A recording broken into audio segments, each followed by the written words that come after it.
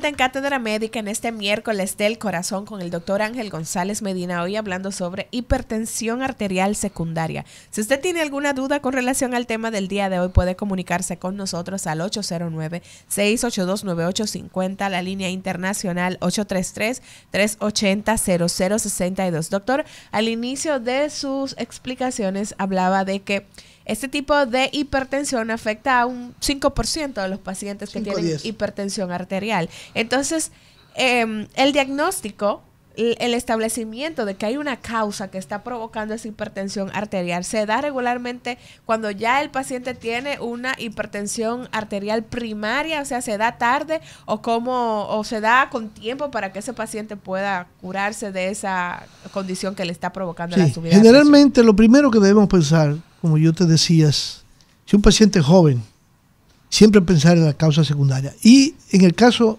particular mío, que he enseñado bastante esto, siempre pienso en la hipertensión arterial secundaria, porque siempre pienso en cómo yo ayudar a ese paciente a salir de la enfermedad. Entonces pienso en que puede tener una hipertensión secundaria y lo investigo. Y tú te sorprendes cómo muchos pacientes, inclusive, por ejemplo, llenos de cálculos los riñones, y no sabían que tenían un cálculo. Y eso es, quién sabe cuántos años tiene con esos cálculos. O, por ejemplo, un tumor. Entonces, tomando medicamentos porque nadie ha pensado de eso. Entonces, ¿por qué la estadística es importante? Cuando yo enseñaba eso en el hospital y se lo enseño a los estudiantes en la universidad. Miren, 5 a 10%. Si usted tiene 100 pacientes hipertensos y no tiene uno con hipertensión secundaria, evalúese. Está investigando bien. Puede ser, exacto. Puede ser que sí. Pero si tiene 200 y todavía no tiene una hipertensión arterial secundaria, como que está raro. La dirección tiene que ser más exacta. Claro, porque tiene que ir de acorde con la estadística. Es decir, no es que vaya a aparecer, porque a lo mejor aparece cuando vaya por el 400. Exacto. Claro, pero hay que... Yo recuerdo una vez que estábamos haciendo una investigación con pacientes con infarto. Y precisamente los 2 primeros pacientes se murieron. ¡Qué casualidad! Ay, Dios mío. Vamos a escuchar a la gente. Por el infarto. Pero, ¿qué pasó? Que después, ¿qué pasó? Los próximos 18 pacientes sobrevivieron. Sí. Entonces, fíjate, la mortalidad bajó. Claro. Entonces, porque va a depender también de la casuística, de lo que tú tengas. Entonces, eso es muy importante. Una de las cosas importantes que se me olvidó mencionar ahora, por sobre todo lo que vivimos ahora, es el uso de anticonceptivos orales. Eso puede provocar que la causa de arterial hipertensión se dispare. El uso prolongado en el tiempo de anticonceptivos orales. Eso es un dato muy interesante. Muy importante, claro.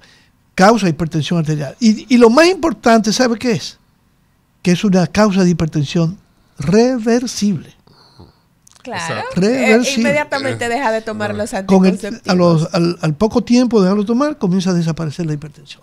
Claro, si tiene otros factores secundarios ahí, como trastorno de la coagulación, porque los anticonceptivos también pueden generar ese tipo de fenómenos trombóticos, entonces pueden haber cosas asociadas en ese paciente, pero el uso de anticonceptivos orales a largo plazo, sobre todo de 5 años o más, se asocia con hipertensión arterial. Vamos a escuchar a la gente, doctor. Buenos días, Cátedra Médica. Buenos días. Buenos días, Cátedra Médica. Sí, buenas. Hola, Albert, adelante. Montero, mi respeto para usted. Igualmente, Álvaro. Amaury, un saludo de militar para usted. ¿Militar? Claro que sí, usted es un jefe. Sí, señor. Desde que era presidente de la Asociación Médico Interno, usted es un jefe. Doctor, mi respeto para usted, tremendo tema. Gracias. Antes de hacerle mi pregunta, mi querido doctor, quisiera hacerle no una petición, sino si vuelven a tocar el tema de los atletas, sobre todo del uso de esteroides en atletas, que es una causa de hipertensión arterial en atletas. No se sabe cuántos atletas que están tomando anabólicos y esteroides ahora mismo para ser firmado, que lo hacen aparte de las academias, son hipertensos ahora mismo secundarios al uso de ese medicamento. Pero antes de eso, yo quisiera, cuando van a poner el tema, yo participar, porque tengo una experiencia que aún estoy viviendo todavía con uno de mis hijos que fue firmado y todavía estamos en el trance de eso. O sea, yo he participado directamente desde antes de la firma, durante la firma y durante el proceso que está. Y hay muchas cositas ahí que se han superado ya. Pero voy con la pregunta. Quizá cuando vuelva y toque el tema yo voy a participar. Okay. Voy con la pregunta. Sucede que en República Dominicana, en mi última visita que yo fui, tuve contacto con un niño que estaba pidiendo ayuda para un trasplante renal. Bueno, pues yo hice contacto con la persona para ver cómo yo podía ayudar. porque me llamó la atención para ver qué pasaba. Cuando hago mi interrogatorio, me comunico con el mismo niño, el mismo paciente, 20 años, en ese entonces tiene 20 años, no sé si está vivo aún. Y me doy cuenta que en el interrogatorio, aparentemente, él tenía una hipertensión arterial secundaria. No sé el origen, si fue alguna estenosis de la arteria renal o algún tumor renal, pero sí debutó con una crisis hipertensiva. Correcto. Pero también tenía una complicación renal, que comenzaron a dializarlo. Es decir, que cuando este niño es captado por el sistema de salud, ya está múltiplemente complicado. Sí. Estaba con un problema de ceguera, lo estaban dializando aquí en el Sánchez Lafay, en el hospital que está aquí en el Sánchez Lafay. En el Gautier. En el seguro. En el Gautier, exactamente, a la unidad renal ahí, de hemodiálisis, y ya estaba múltiplemente complicado. Eso me llamó la atención y yo diría, pero ven acá, entonces, ¿cuánto? Bueno, fue referido a la institución Vaquero para fines de trasplante. Ya estaba en un programa de donante. Estaban buscando algún donante para hacerle un trasplante renal. Yo me pregunto, querido doctor, ¿qué se puede hacer para que esa juventud que frecuentemente no va al médico porque no debuta con ningún signo o síntoma que lo lleve persistentemente y detectar la hipertensión arterial, qué se puede hacer para ver cómo se captan previamente, para evitar las complicaciones, para hacer un trabajo preventivo en ello? Porque me imagino que la población es alta. ¿Qué tan alta la incidencia de hipertensión arterial secundaria en jóvenes allá que puedan evitarse que fueran a una unidad de hemodiálisis? Lo escucho en el aire, señores. Correcto. Vamos a seguir escuchando a la gente y tu respuesta va en unos segundos. Buenos días, Cátedra Médica.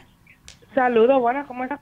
Hablo en la oficina de Dr. Félix. Esto es Cátedra Médica, 809-682-9850, la línea internacional 833-380-0062, hoy hablando sobre hipertensión arterial secundaria con el doctor Ángel González Medina. Adelante con su respuesta para Albert, doctor. Luego de estas líneas, porque tenemos aquí el panel lleno de llamadas, vamos a ver. Buenos días, Cátedra Médica. Sí, buena. Sí, adelante con su pregunta. Está llamando a Cátedra Médica. ¿A casa qué? Buenos días, Cátedra Médica. Pero muy buenos días, muchas bendiciones para ti. Amén, igual para usted. Adelante con su pregunta. Sí, ya tengo mis 70 años, ¿verdad? Y nunca he visitado un cardiólogo, pero yo digo, ven acá, pues yo nunca he visitado un cardiólogo, déjame ver cómo anda mi bomba de drenaje. ¿Ves? Y pues me pusieron un mapa. En ese mapa me dicen que yo, un promedio de 24 horas, ¿verdad? Sí. Dice 115-67 mmHg. Sí, milímetros de mercurio. En el promedio de despierto, por ejemplo, 114-67. En el promedio de sueño nocturno, 119-69. En la carga de respiratoria, sistólica, ¿cómo se dice? Diastólica. 0,99%. Y diastólica, 12%. En la presión del latido, o sea, la frecuencia promedio, o sea, la frecuencia cardíaca. En el promedio de diurno me da 83. En el nocturno me da 86. Vi que ahí sobre todo... ¿Se despertó por la noche? Bajito, ¿verdad? ¿Usted se despertó por la noche? ¿Esa noche? Bueno, sí, y también como que había mucho calor también. Había mucho calor. Ya usted ve que hay una razón del por qué la frecuencia estaba un poquito más alta, que debía estar más baja. Entonces, al final me dice que no hubo ninguna... carga hipertensiva. No hubo compatibilidad con hipertensión, porque yo no tomo pastillas ni nada de eso. No, usted está muy bien por los datos que usted me dio. Ojalá yo estar así. Entonces me dice que el periodo diurno dice que un 10% para considerarse fue un 10%, pero no se considera como invertido. No. Le escucho las recomendaciones, doctor. Okay. Muchísimas gracias por su llamada. Adelante, doctor. Está muy bien ese paciente. Sí, muy bien. Nuevecito, con 70 vamos años. a contestar a Albert primero y luego sí, a él. Claro.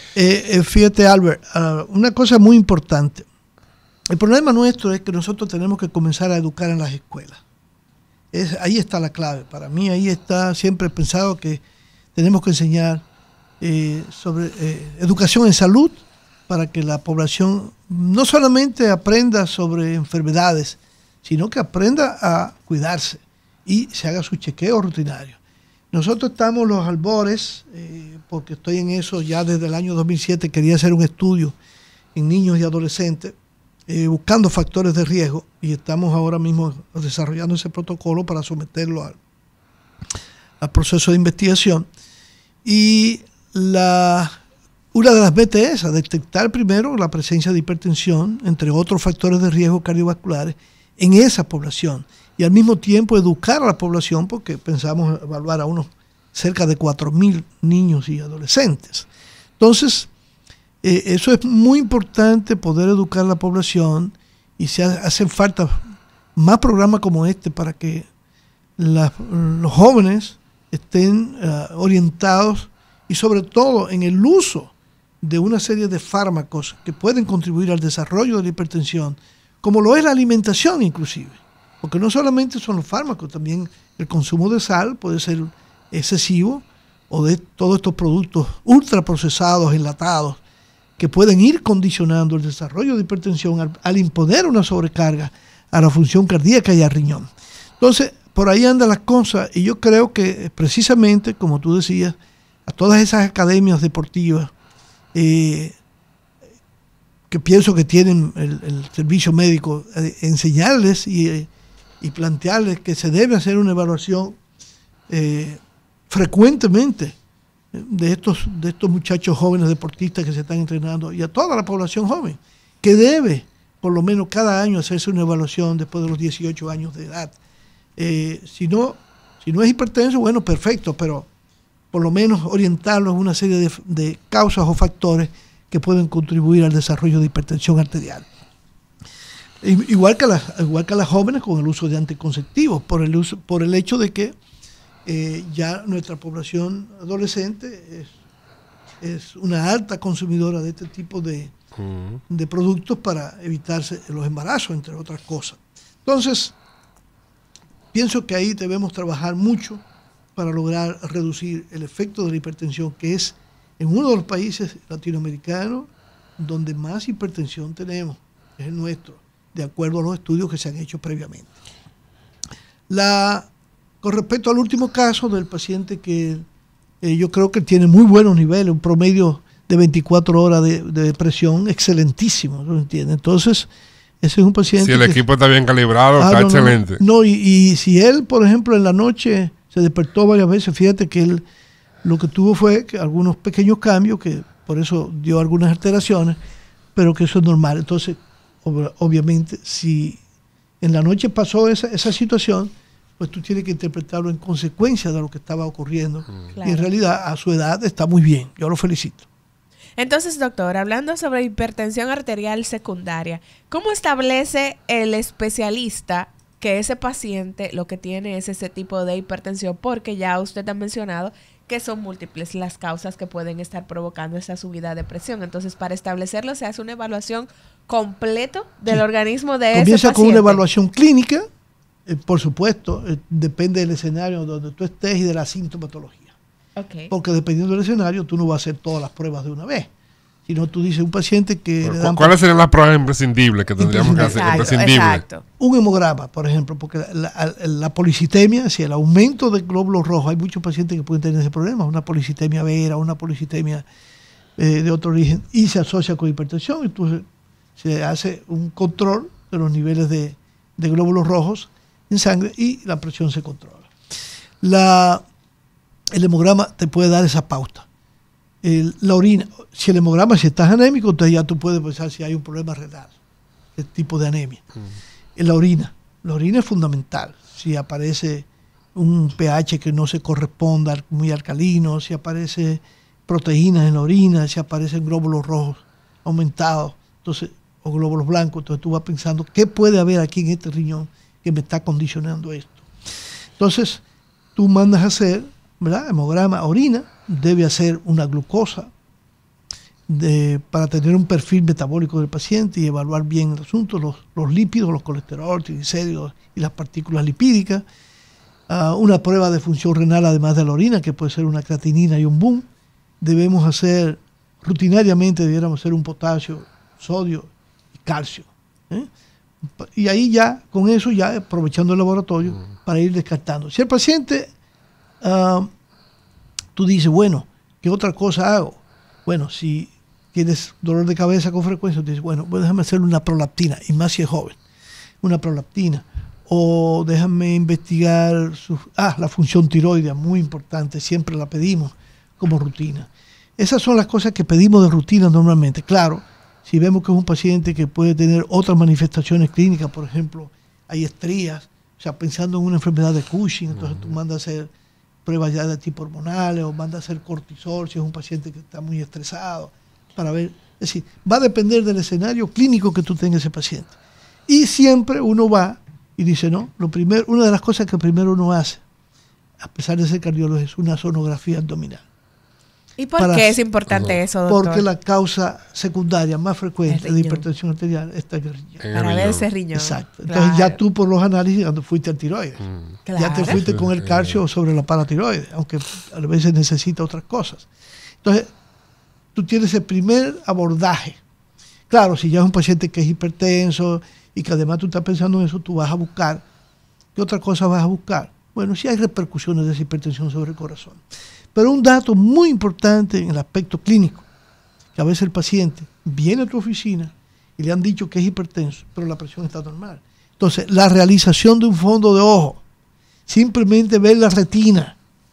Si ese paciente tiene 5 años con hipertensión que no ha sido controlado adecuadamente, hay afección en la probablemente vas a encontrar afectación en los vasos de la retina, aunque sean mínimos, sea reducción del calibre, puede haber pequeños exudados. Entonces, hay pacientes que se le ha hecho diagnóstico y tú lo encuentras bien, y cuando le hace el fondo de ojo, usted es hipertenso. Entonces, probablemente la hipertensión es nocturna. Esa es otra de las clasificaciones. Si la presión te sube más por la noche, hipertensión vespertina. Si es más por la mañana, hipertensión matutina. ¿Por qué se da esa? ¿Por qué se da? Porque un paciente puede estar normal durante el día y en la noche presentar elevación en la presión arterial. Bueno, existen los dos tipos. El paciente que ya tiene daño en órganos, o el paciente que tiene otras condiciones, por ejemplo, la apnea del sueño, que no lo mencionamos ahorita. Eso también es una de las causas. La sobreestimulación simpática. El paciente que duerme pero no descansa, porque está con muchísimos problemas y está en estrés. Y todas esas cosas van generando que te suba la presión por la noche. Y además el que tiene daño en órganos ya también se comporta de esa manera. Hay pacientes que tienen más hipertensión matutina, que muchas veces está relacionada con el ajetreo del día, el trabajo, etcétera. Está la hipertensión episódica que ocurre, tal como se dice, episódica por una situación específica. Claro, particular. Pasó algo, me asusté, me estresé, me alteré y ahí se subió la presión. Correcto. Entonces, todas esas cosas tú es como la hipertensión de bata blanca. ¿Cuál es esa? Exacto, la hipertensión de bata blanca es el tipo que es hipertenso cuando va a la consulta. A la consulta. Ese es contrario al que usted explicaba hace un rato. Es el del susto. Entonces, ese paciente, de todas maneras, el 25 a 30% de ellos van a terminar siendo hipertensos. Y ese 25 o 30% también tiene otros trastornos metabólicos asociados. O sea que hay que darle seguimiento. Hay que darle seguimiento y investigar. Una cosa importante antes de ir cerrando el programa, González Medina, y hablando de hipertensión, los pacientes que tú decías es la silenciosa, la hipertensión es una enfermedad silenciosa, da pocos síntomas. Un paciente ya diagnosticado como hipertenso, que tiene que estar medicado de por vida, en muchas ocasiones termina sintiéndose bien, según él, y deja de tomar los medicamentos. Entonces, ¿cuáles son los riesgos de la interactividad, el no cumplimiento de las medidas terapéuticas? Se levantan el tratamiento ellos. Ya tuviste el caso que yo expliqué ahorita, ¿verdad? O sea, es lo que yo le digo a ellos. Si usted te lo toma hoy, no se lo toma mañana, o se le acabó y va a esperar que vaya donde el médico se lo cambie, no lo espere. Mejor usted llama al médico, ¿qué hago? Y después uno hace ajustes. Porque es peor esa variabilidad, que es otra cosa que se evalúa hoy, la variabilidad de la presión arterial. Mientras más se mueve, mientras más variable la presión arterial, se considera que más repercusión clínica tiene. Entonces, hay que insistir en la adherencia al tratamiento.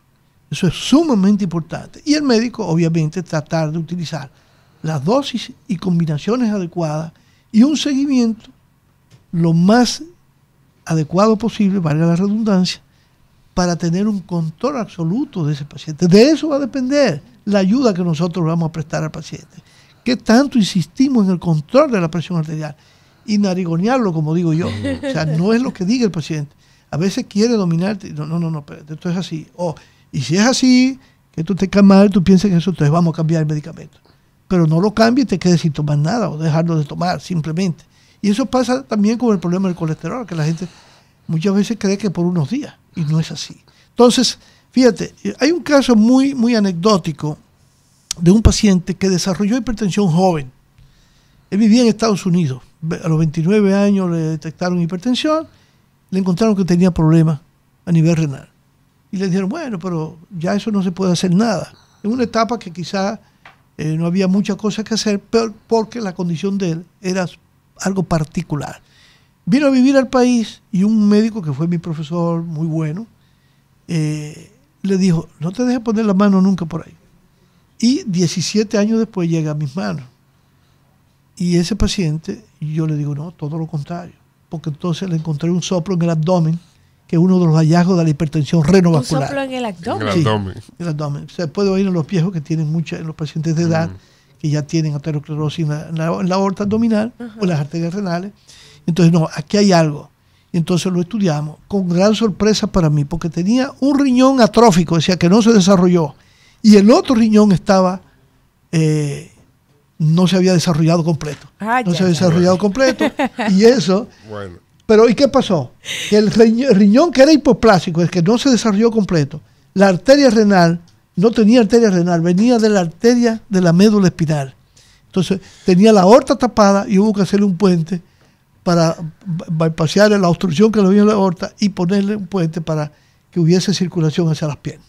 Bueno, interesante programa el de hoy con el doctor Ángel González Medina. Agradecerles el favor de su sintonía. Será hasta mañana cuando nos reencontremos aquí en Cátedra Médica, este espacio en donde la salud merece respeto. Cátedra